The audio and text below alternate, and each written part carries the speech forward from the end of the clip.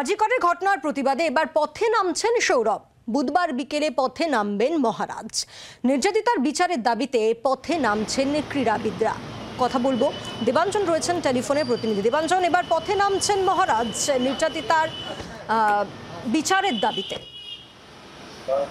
একদমই তাই। আগামীকাল যে ক্রীড়া জগৎ, সেই ক্রীড়া জগৎ তারা মাঠে নামছে এই নির্যাতিতার প্রতিবাদে, এবং যেখানে সৌরভ গঙ্গোপাধ্যায় এবং তার স্ত্রী ডোনা গঙ্গোপাধ্যায় দুজনেই থাকবেন। দিন কয়েক আগেই সৌরভ গঙ্গোপাধ্যায় এই আভাস দিয়েছিলেন যে তিনি সস্ত্রীক নামতে পারেন।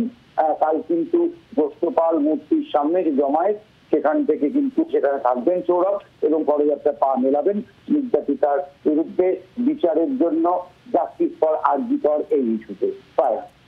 ধন্যবাদ। দেবাঞ্জন বন্দ্যোপাধ্যায় ছিলেন প্রতিনিধি টেলিফোনে।